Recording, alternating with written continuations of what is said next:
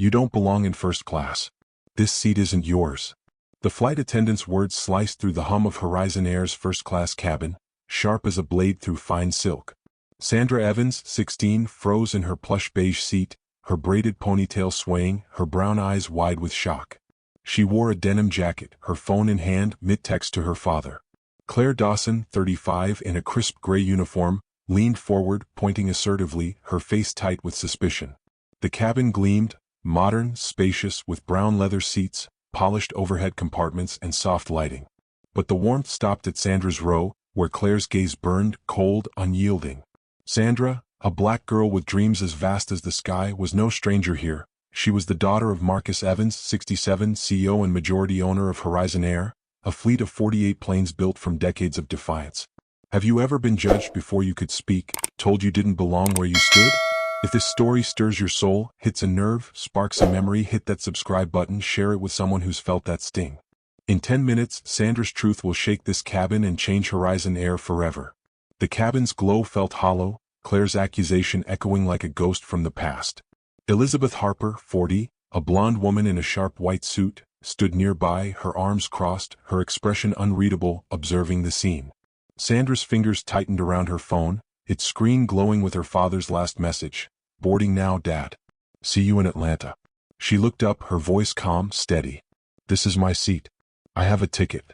Claire's eyebrow arched, her lips curling into a smirk. Tickets can be faked, sweetheart. Show me your boarding pass, now. Sandra didn't flinch. She'd heard this tone in her father's stories. 1963, Birmingham, buses where black passengers were pushed to the back, their dignity questioned, their presence erased. Marcus Evans had risen from those days, a boy who marched at 15, his shoes worn thin, to a man who owned an airline, his name on every plane. Sandra reached into her jacket, pulling out her boarding pass, its Horizon Air logo crisp, undeniable.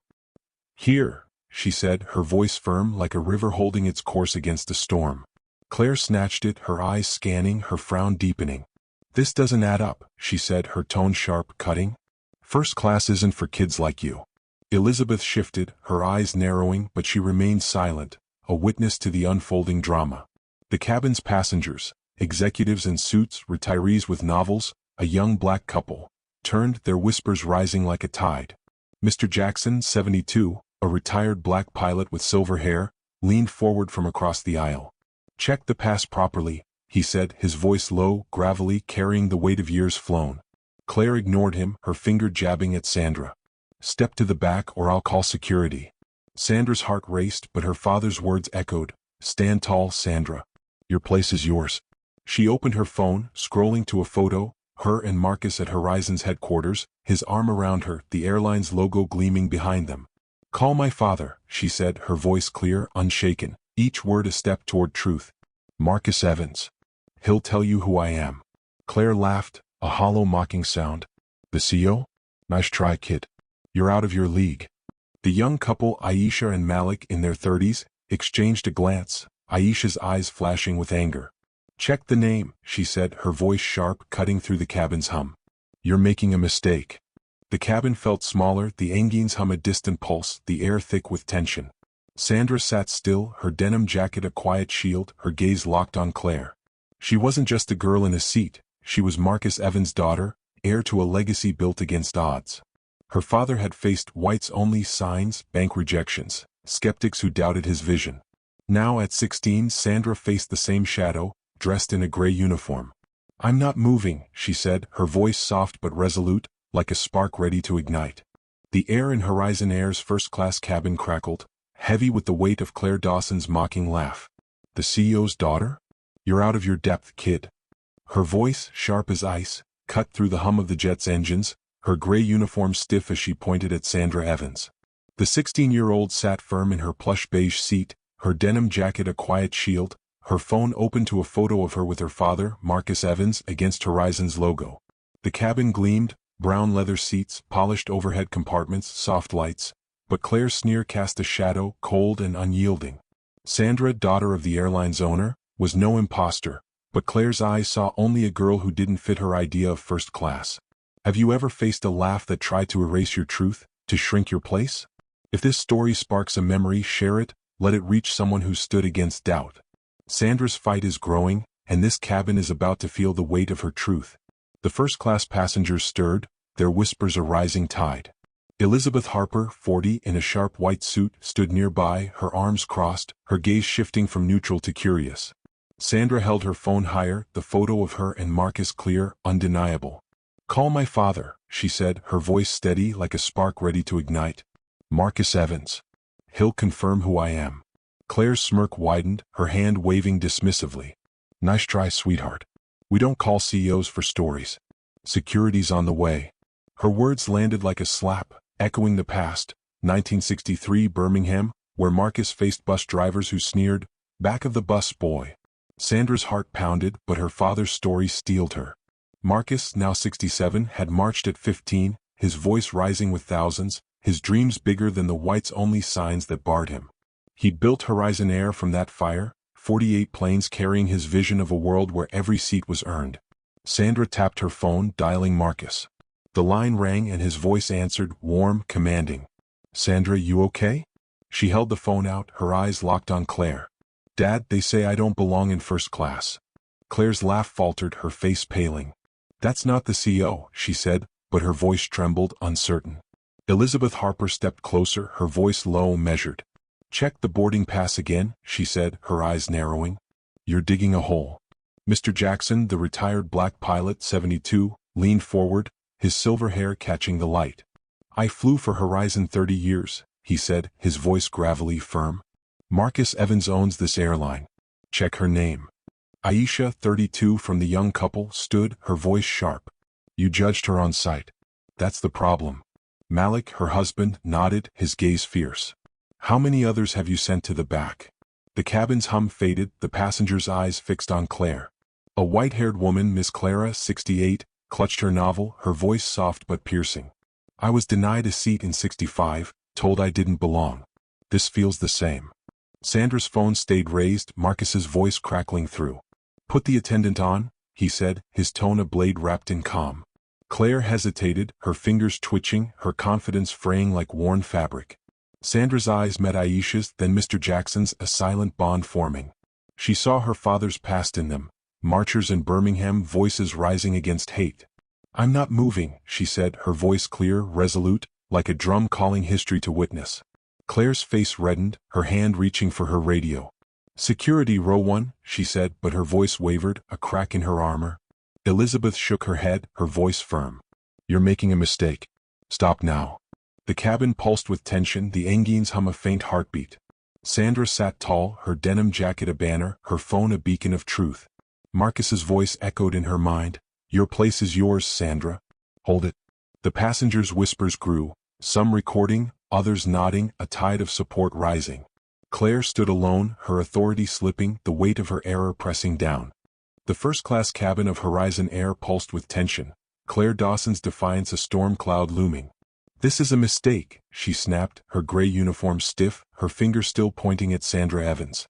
The 16-year-old sat unshaken in her beige leather seat, her denim jacket a quiet armor, her phone raised with Marcus Evans' voice crackling through. "Put the attendant on," Marcus said, his tone steady, commanding, like thunder rolling soft over distant hills. The cabin's plush seats and polished compartments gleamed, but Claire's sneer cast a shadow, her refusal to yield darkening the air. Sandra, daughter of Horizon CO, was no imposter, yet Claire's eyes saw only a girl who didn't belong. Have you ever stood in your truth only to watch it dismissed as a lie? If this story echoes your fight, share it, let it reach someone who's faced that wall. Sandra's stand is growing, and this cabin is about to feel her truth's weight. The passengers' whispers swelled, a tide turning against Claire's arrogance. Elizabeth Harper, 40, in her white suit, stepped closer, her voice sharp. "Check her boarding pass again," she said, her eyes narrowing, piercing. Claire clutched the pass, its Horizon Air logo clear, but her frown deepened. "It's a glitch," she said, her voice loud, brittle. "She's not first class." Sandra's gaze didn't waver, her father's words echoing. "Your place is yours, Sandra." She remembered his stories, 1963 Birmingham buses where black passengers were shoved aside, their rights denied. Marcus, now 67, had marched then, his dreams forging an airline where every seat was equal. Mr. Jackson, the retired pilot, 72, stood, his silver hair catching the cabin's light. "I flew for Marcus Evans," he said, his voice gravely firm. Check her name, or you're the one leaving. Aisha, 32, from the young couple, leaned forward, her eyes blazing. You judged her on sight, she said, her voice cutting through the hum. How many others have you pushed out? Malik, her husband, nodded, his tone steady. My brother complained last month, same attitude, same excuses. Ignored. Miss Clara, 68, the white-haired woman, set her novel down, her voice soft but piercing. In 65, I was told to move to the back of a bus, she said, her eyes locked on Claire. This feels no different. The cabin's air grew heavy, passengers shifting, some recording on phones. Marcus's voice boomed through Sandra's phone. Claire Dawson, is it? Pull the passenger manifest. Claire froze, her hand trembling on her radio. This is ridiculous, she muttered, but her voice cracked, her confidence fraying like worn thread. Sandra handed the phone to Elizabeth, who took it, her expression firm. Mr. Evans, this is Elizabeth Harper, passenger. Your daughter's being accused of stealing this seat. Marcus's voice sharpened, a blade of authority.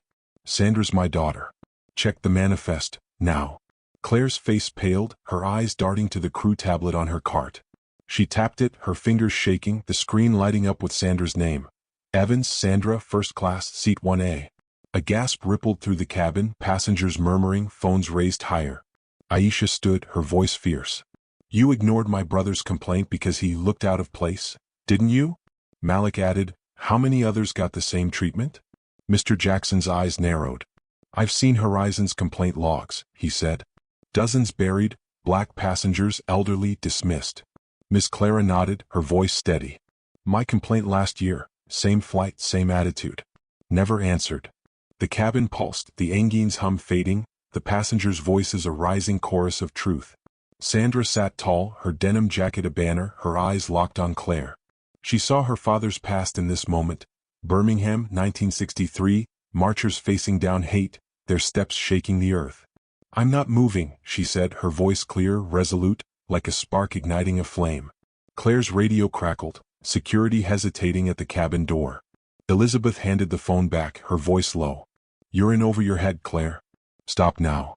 The tide was turning, Sandra's truth breaking through like sunlight through clouds. Claire stood alone, her authority crumbling, the cabin alive with voices demanding justice. If you've ever faced a system that silenced you, stay with us.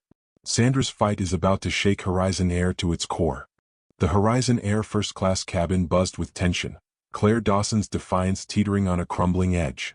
This is a glitch, she insisted, her gray uniform rigid, her finger jabbing at the crew tablet glowing with Sandra Evans' name.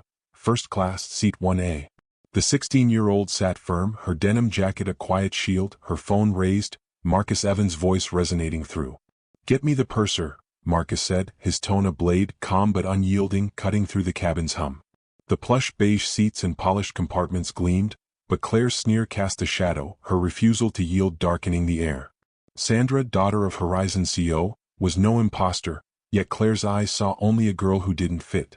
Have you ever faced a wall of lies only to feel truth crack it open? If this story stirs your heart, share it, let it reach someone who's fought for their place. Sandra's stand is rising, and this flight is about to feel her truth's power.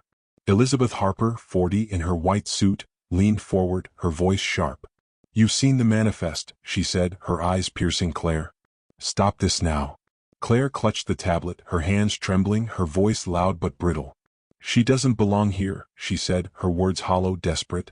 Sandra's gaze held steady, her father's stories grounding her. 1963 Birmingham, where Marcus at 15 faced bus drivers who barked, back of the bus. He'd built Horizon Air from that fight, 48 planes carrying his vision of equality. Mr. Jackson, the retired pilot, 72, stood taller, his silver hair glinting. I flew for Marcus, he said, his voice gravelly commanding. You're digging your own grave. Aisha, 32, pointed at Claire, her eyes blazing. You ignored my brother's complaint last month, didn't you? Same attitude, judging on sight. Malik, her husband, nodded, his voice firm. How many others have you pushed out? Miss Clara, 68, gripped her novel, her voice soft but cutting. In 65, I was denied a seat for looking wrong. This is no different. The cabin's passengers stirred, phones raised, recording the unfolding drama. Marcus's voice boomed through Sandra's phone. Claire, you've buried complaints, haven't you? Claire froze, her eyes darting to the purser Linda, 50, who approached, her face stern. "Hand me the tablet," Linda said, her voice steady. Claire hesitated, her fingers tightening, but Linda took it, her eyes scanning the screen. "Sandra Evans, first class confirmed," she said, her tone final. "And Marcus Evans is on the line." Sandra handed the phone to Linda, her voice clear. "My dad wants the complaint logs." Marcus's voice crackled, authoritative. "Pull every complaint filed on this route, Linda. Now." Linda nodded, tapping her own device, her face paling as emails loaded. Dozens buried from black passengers, elderly travelers dismissed as unimportant. Aisha's voice rose, fierce. "My brother's complaint, ignored because he didn't look first class." "That was you, Claire." Malik added, "How many others got the same?" Mr. Jackson's eyes narrowed. "I saw those logs in 98, he said. "Same pattern, complaints deleted, passengers judged." Miss Clara nodded, her voice steady. "My complaint last year, same flight, same attitude." Never answered. The cabin pulsed, the engine's hum fading, passengers' voices rising. A young man, 25, in a suit, raised his phone. "This is going viral," he said, his voice firm. "The world's watching." Sandra sat tall, her denim jacket a banner, her eyes locked on Claire, who stood alone, her authority unraveling like thread. Linda handed the phone back, her voice low. "Mr. Evans, the logs confirm it, complaints buried, mostly from minority passengers." Marcus's voice sharpened. "Claire, you're done. Stay where you are." Claire's face drained, her radio silent, security hovering uncertainly at the cabin door. Sandra's mind flashed to her father's stories. Birmingham, 1963, marchers facing hate, their steps shaking the earth. She saw that fire in Aisha, Malik, Mr. Jackson, Miss Clara, a chorus across generations. The truth was breaking through, a river bursting its banks. Sandra's stand, her father's voice, the passengers' support, they were a tide no lie could hold. If you've ever faced a system that buried your voice, stay with us. Sandra's fight is about to shake Horizon Air forever. The truth stood bare in Horizon Air's first-class cabin, a flame no denial could extinguish.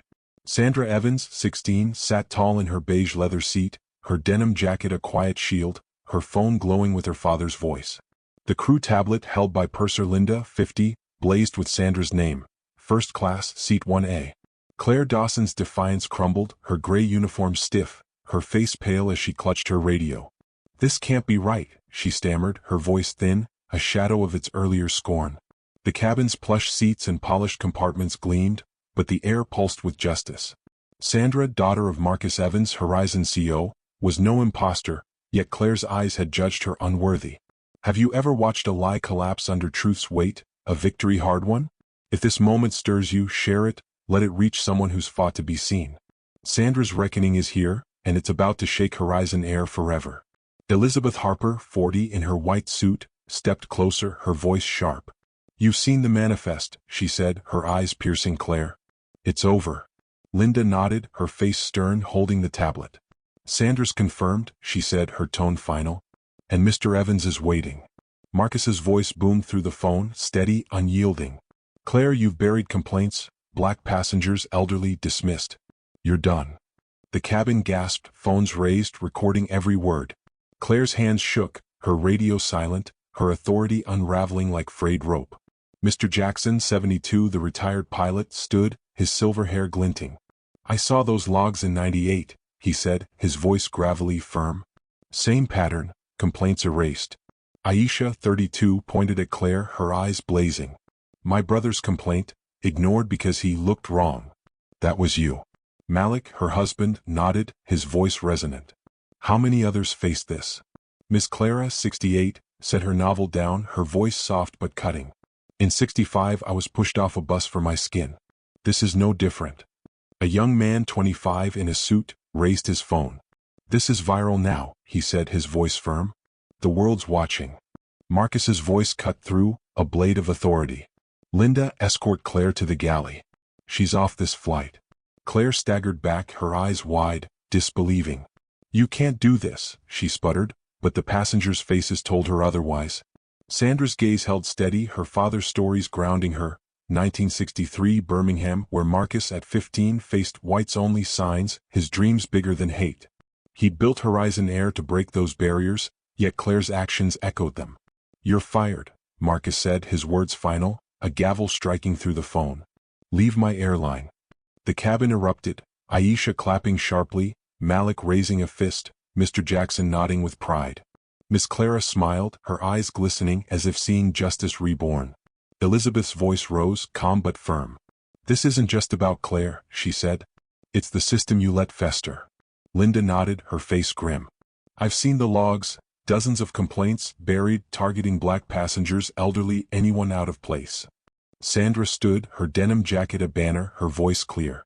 My dad built this airline for everyone, she said, her words resonant, like a spark igniting hope. No one should be judged like this. The passengers cheered, their voices a chorus, phones capturing the moment. Aisha stepped forward, her hand on Sandra's shoulder. You're a fighter like your dad, she said, her voice warm. Malik nodded, his eyes fierce. This is what change looks like. Marcus's voice softened but carried weight. Sandra, I'm proud of you. Linda, start an audit, every complaint, every route. Sandra's heart swelled, her father's stories alive in this moment. Birmingham, 1963, marchers shaking the earth, their voices rising against hate. She saw that fire in Aisha, Malik, Mr. Jackson, Miss Clara, Elizabeth, a legacy across generations. The cabin's hum returned, the engines a faint heartbeat, but the air was new, alive with justice. The truth had broken through, a river bursting its banks. Claire stood alone, her role gone, her excuses drowned. Sandra's stand, her father's voice, the passengers' support, they were a tide no lie could hold. If you've ever fought to reclaim your place, stay with us. Sandra's victory is about to reshape Horizon Air forever. The air in Horizon Air's first-class cabin shimmered, charged with the aftershock of justice unveiled. Sandra Evans, 16, sat tall in her beige leather seat, her denim jacket a quiet banner, her phone now silent after her father's voice reshaped the moment. Claire Dawson was gone, escorted to the galley by purser Linda, her gray uniform a fading shadow of her former arrogance. The cabin's plush seats and polished compartments gleamed, the soft hum of engines returning, but the air carried a new warmth, a promise reborn. Sandra, daughter of Marcus Evans, Horizon CEO, had stood firm, her truth a spark that lit the way for change. Have you ever seen justice rise, not with shouts, but with steady hands rebuilding what's broken? If this story moves you, share it, let it touch someone who's fought for their place. Sandra's victory is blooming, and Horizon Air will never be the same. The cabin's soft lights glowed, casting a gentle warmth over the passengers' faces. Linda, 50, stood at the front, her tablet open, her voice steady. Mr. Evans has ordered a full audit, she said, her eyes meeting Sandra's. Every complaint will be answered. Sandra nodded, her heart swelling, her father's stories grounding her. 1963 Birmingham, where Marcus at 15, marched against whites-only signs, his dreams forging an airline for all. Elizabeth Harper, 40, in her white suit, smiled softly.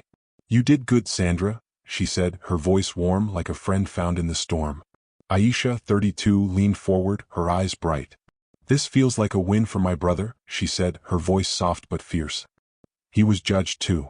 Malik, her husband, nodded, his hand on hers. This is what change looks like, he said, his words carrying to the back. Mr. Jackson, 72, the retired pilot, sat back, his silver hair glinting. I flew for Marcus, he said, his voice gravelly proud. He built this airline for everyone. You're his legacy, Sandra. Miss Clara, 68, clutched her novel, her smile soft. In 65 I marched for a seat, she said, her voice a quiet flame. Today you gave us all one. Marcus's voice crackled through Linda's headset, now on speaker. Horizon Air was built to lift everyone, he said, his tone resonant, like a river finding its course. Today we start anew. He paused, his words deliberate. I'm launching Unity Skies, training for every employee, policies to ensure no one's denied their seat, no complaint ignored. The cabin erupted in applause, hands clapping, voices cheering, a wave of hope washing over the seats. Sandra's eyes glistened, her father's vision alive in this moment. A young man, 25, in a suit, lowered his phone, still recording. This is going viral for the right reasons, he said, his voice bright. You're changing things, Sandra. Aisha stepped closer, her hand gentle on Sandra's arm. My brother's complaint will be heard now, she said, her voice warm. Malik raised a fist, a quiet salute. This is justice, he said, his eyes fierce. Miss Clara's smile widened, her eyes reflecting 1965's marches. You're building what we fought for, she said, her words a bridge from past to present. Sandra's mind flashed to her father's stories, Birmingham, his mother's kitchen, 1955, the radio crackling with Rosa Parks' arrest. They'll try to stop you, his mother had said, her hands kneading dough. But your work will stand. Marcus had built Horizon for that stand, for seats open to all. Now Sandra carried that fire. I want to help, she said to Linda, her voice clear, resolute. Train the crew, make Unity Skies real. Linda nodded, her eyes proud. You're already leading, Sandra. The cabin's jazz, piped through speakers, swelled softly, a melody of hope weaving through the seats. Passengers settled back, their faces glowing with change, their whispers full of promise. Sandra sat tall, her denim jacket a symbol, her heart tied to her father's legacy. The cracks in Horizon's system were being mended, not with anger but with action, with voices united across generations. The tide had turned, the truth a cornerstone for a new beginning. Sandra's stand was a spark, her father's vision a flame. If you've ever dreamed of a world where every seat is yours, stay with us. Sandra's legacy is just beginning to soar. The sun dipped low over Atlanta's skyline, casting a golden glow through Horizon Air's first-class cabin windows. Sandra Evans, 16, sat at a window seat, her denim jacket folded beside her, her phone open to a photo of her and her father, Marcus Evans, against the airline's logo.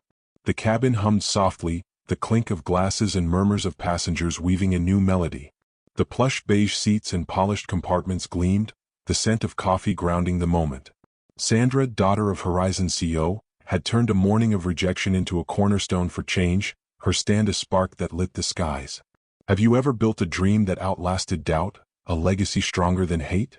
If this story touches your soul, share it, leave a comment, let it inspire someone to stand tall. Sandra's victory is soaring, and Horizon Air will carry it forever. The cabin's soft lights glowed, each seat filled, young, old, black, white, every soul equal in this reborn space. Linda, the purser, 50, moved through the aisle, her smile warm, her tablet now a tool for inclusion, trained under Marcus's Unity Skies program. The complaints once buried, black passengers, elderly, dismissed, were answered, each email a step toward healing. Aisha, 32, sat with Malik, 34, their laughter mingling with the jazz overhead, their tray tables holding coffee and pastries. This feels right, Aisha said, her voice soft, her eyes bright. Like we belong. Mr. Jackson, 72, the retired pilot, lingered in his seat, his silver hair catching the light. I flew for Marcus, he said, his voice gravelly proud. You're his legacy, Sandra. Miss Clara, 68, set her novel down, her smile full. In 65 I marched for this, she said, her voice a quiet flame meeting Sandra's eyes. You've given us more than a seat. Elizabeth Harper, 40, in her white suit, nodded from across the aisle. You changed things, Sandra, she said, her voice warm like a friend forged in truth. Months later, Unity Skies had reshaped Horizon Air's 48 planes. Training ensured staff saw beyond appearances, policies guaranteed every complaint was heard, every passenger valued.